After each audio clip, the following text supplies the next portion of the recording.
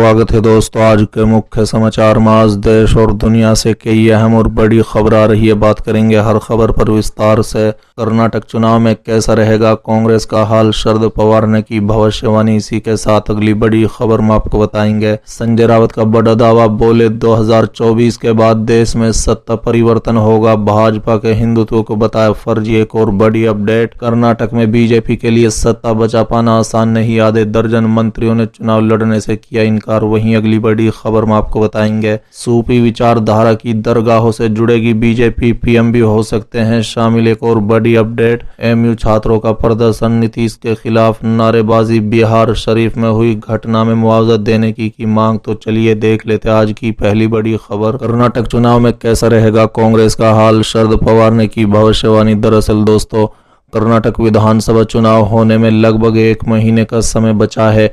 ऐसे में चुनावी सरगर्मी भी बढ़ गई है। बता दें कि चुनाव से पहले सामना इस सर्वे में दिखाया गया है कि इस बार कांग्रेस वापसी कर रही है। अब इस मामले पर एनसीपी चीफ शरद पवार ने भी कर्नाटक में कांग्रेस के चुनाव जीतने का अनुमान लगाया है। बता दें कि एनडीटीवी के दिए एक इंटरव्यू में उन्होंने कहा है कि कांग्रेस के पास इस चुनाव में जीत हासिल करने का अच्छा मौका है। फिलहाल कर्नाटक की सत्ता में बीजेपी बैठी है और वो इस बार भी जीत पक्की करने की फिराक में है। शरद पवार ने कहा है कि राज्य में हो रहे इस चुनाव को अगले साल होने वाले आम चुनाव के परिप्रेक्ष्य में नहीं देखा जा सकता है। हालांकि बीजेपी अपने अभियानों में राष्ट्र मुद्दों को राज्य के मुद्दों से जोड़ती है। बता दें कि उन्होंने कहा है कि केरल, तमिलनाडु, आंध्र प्रदेश में बीजेपी की सरकारें नहीं है, कर्नाटक में चुनाव है और मेरा आकलन है कि कांग्रेस जीतेगी। उन्होंने आगे कहा है कि मध्य प्रदेश में कांग्रेस की सरकार थी और कमलनाथ मुख्यमंत्री थे, हालांकि विधायक टूट गए और बाद में बीजेपी की सरकार बन गई। राजस्थान, दिल्ली, पंजाब, पश्चिम बंगाल और कई ऐसे राज्य हैं जहां बीजेपी सरकार में नहीं है। वहीं उन्होंने साल 2024 में होने वाले लोकसभा चुनाव के बारे में शरद पवार ने कहा, विपक्ष को मिलकर कुछ करना ही होगा, नहीं तो बीजेपी को हराना बेहद मुश्किल है। अगर हम साथ मिलकर नहीं आएंगे तो बहुत मुश्किल होने वाली है। पवार को खुद महाराष्ट्र में बीजेपी को सत्ता से हटाने और उद्धव ठाकरे को शिवसेना गुट और कांग्रेस को साथ सरकार बनाने का अनुभव भी है। संजय राउत का बड़ा दावा, बोले 2024 के बाद देश में सत्ता परिवर्तन होगा, भाजपा के हिंदुत्व को बताया फर्जी। दरअसल दोस्तों, शिवसेना नेता और राज्यसभा सांसद संजय राउत ने सत्ता परिवर्तन का दावा किया है।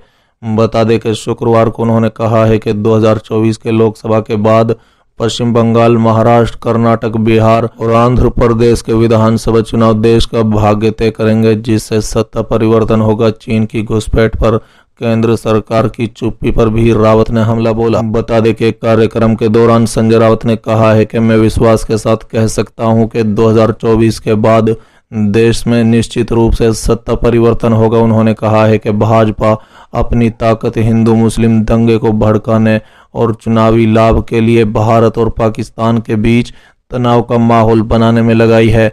बता दें कि रावत ने कहा है कि प्रधानमंत्री नरेंद्र मोदी, केंद्र गृह मंत्री अमित शाह और रक्षा मंत्री राजनाथ सिंह ने चीन पर एक शब्द नहीं बोला। उन्होंने कहा है कि भाजपा का हिंदुत्व और हिंदुत्व फर्जी और चोरी का है। चलिए अगली खबर, कर्नाटक में बीजेपी के लिए सत्ता बचा पाना आसान नहीं, आधे दर्जन मंत्रियों ने चुनाव लड़ने से किया इनकार। दरअसल दोस्तों, कर्नाटक में विधानसभा चुनाव से पहले कैसे बढ़ी भारतीय जनता पार्टी की मुश्किलें। क्या कर्नाटक में लगभग आधे दर्जन मंत्रियों ने चुनाव लड़ने से इनकार कर दिया है। कांग्रेस नेता रणदीप सुरजेवाला ने दावा करते हुए कहा था कि कर्नाटक में बीजेपी के मंत्री और विधायक भी चुनाव लड़ने को तैयार नहीं है। चलिए अगली खबर, सूफी विचारधारा की दरगाहों से जुड़ेगी बीजेपी, पीएम भी हो सकते हैं शामिल। दरअसल दोस्तों, बीजेपी ने देश भर में मुसलमानों को अपने साथ जोड़ने के लिए एक कदम बढ़ाया है। बीजेपी अब सूफी विचारधारा की दरगाहों पर जाकर संवाद बढ़ाने पर जोर दे रही है। इसके तहत दरगाहों पर कव्वाली भी होगी और वहां पर बीजेपी अपने किए गए कामों को भी बताएगी। बता दें कि बीजेपी ने देश भर में सूफी विचारधाराओं की दरगाहों में जाकर उनके साथ संवाद करने का फैसला लिया है। इसके तहत बीजेपी कार्यकर्ता सूफी दरगाह में जाएंगे, कव्वाली में शामिल होंगे और संवाद भी करेंगे। साथ ही केंद्र सरकार की योजनाओं के बारे में जानकारी दी जाएगी। इसके लिए बीजेपी ने तैयारियां कर ली हैं। बता दें कि चुनाव के बाद संवाद महाअभियान के तहत इसे प्रदेश में शुरू किया जाएगा। बीजेपी इस योजना के लिए देश भर में अपने प्रदेश पर बारी भी बना रही है। बता दें, अल्पसंख्यक कल्याण मंत्रालय में यूपी राज्य हज समिति के सदस्य डॉक्टर सैयद एहतिसामुल हुदा ने बताया कि उन्हें सूफी संवाद महाअभियान का प्रदेश पर भारी बनाया गया है। बता दें, डॉक्टर सैयद एहतिसामुल हुदा ने हिंदू मुस्लिमों के बीच दूरी को राष्ट्रभक्ति के भाव से ही दूर किया जा सकता है। उन्होंने कहा है कि आज़ादी के लिए हिंदू मुस्लिम साथ में अंग्रेजों से लड़े और कई देश के लिए शहीद हो गए। देश में ऐसी कई योजनाएं चल रही हैं जिनका लाभ हिंदुओं से ज्यादा मुसलमानों ने लिया है। उन्हें लाभ लेने से अभी बीजेपी सरकार ने नहीं रोका, ना ही बीजेपी कभी लाभ लेने से रोकेगी। बता दें, ऐसा भी माना जा रहा है कि 2024 में चुनाव से पहले इस संवाद महाअभियान के तहत सूफी विचारधाराओं की दरगाह पर प्रधानमंत्री और मुख्यमंत्री योगी आदित्यनाथ भी शामिल होकर बातचीत कर सकते हैं। ऐसा इसलिए किया जा रहा है ताकि मुस्लिम ज्यादा संख्या में बीजेपी से जुड़े। संवाद महाअभियान की बैठक 15 मार्च को बीजेपी के दिल्ली स्थित मुख्य कार्यालय पर हुई थी। इस बैठक में राष्ट्र महामंत्री बीजेपी डी पंडेश्वरी, अल्पसंख्यक मोर्चा राष्ट्र अध्यक्ष जमाल सिद्दीकी, प्रदेश अध्यक्ष कुंवर बासित अली के साथ सूफी गायक और सांसद हंसराज हंस समेत कई लोग मौजूद रहे। चलिए अगली खबर है। एमयू छात्रों का प्रदर्शन, नीतीश सरकार के खिलाफ की नारेबाजी, बिहार शरीफ में हुई घटना में मुआवजा देने की मांग। दरअसल दोस्तों, उत्तर प्रदेश के अलीगढ़ मुस्लिम विश्वविद्यालय में बिहार शरीफ में हुई घटना को लेकर नीतीश सरकार के खिलाफ जमकर नारेबाजी की गई। बता दें कि इस दौरान छात्रों ने राष्ट्रपति के नाम ज्ञापन सौंपा। छात्रों ने राष्ट्रपति से बिहार शरीफ में हुए दंगे को लेकर सख्त कार्रवाई की मांग की। छात्रों ने जुमे की नमाज के बाद जामा मस्जिद से लेकर बाबे सैयद गेट तक प्रोटेस्ट मार्च निकाला। इस दौरान छात्रों ने नीतीश सरकार के खिलाफ जमकर नारेबाजी की। छात्रों ने राष्ट्रपति से मांग की है कि बिहार में मुस्लिम कम्युनिटी के अधिकार को सुरक्षित किया जाए। साथ ही छात्रों ने कहा है कि बिहार में मस्जिद और मदरसे में कुरान जलाई गई और मुसलमानों के ऊपर अटैक किया गया। घटना में निर्दोष मुसलमानों को गिरफ्तार किया गया है। छात्रों ने निर्दोष लोगों को बिहार सरकार से छोड़ने की मांग की।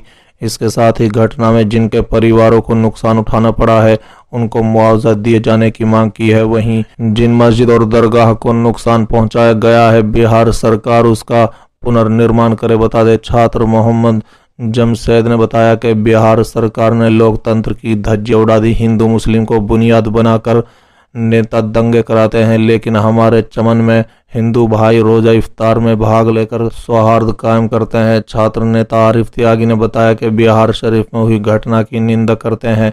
जहां जुल्म होता है एमयू के छात्र वहां बोलते हैं। बिहार में जो वाकया हुआ है उसमें हम किसे दोषी ठहरा? इसमें बीजेपी, आरएसएस, बजरंग दल और नीतीश सरकार शामिल है। घटना में सबकी मिलीभगत है क्योंकि मुसलमानों को टारगेट किया जा रहा है। 2014 के बाद से मुसलमानों को कत्ल कर शबाब पाने का कल्चर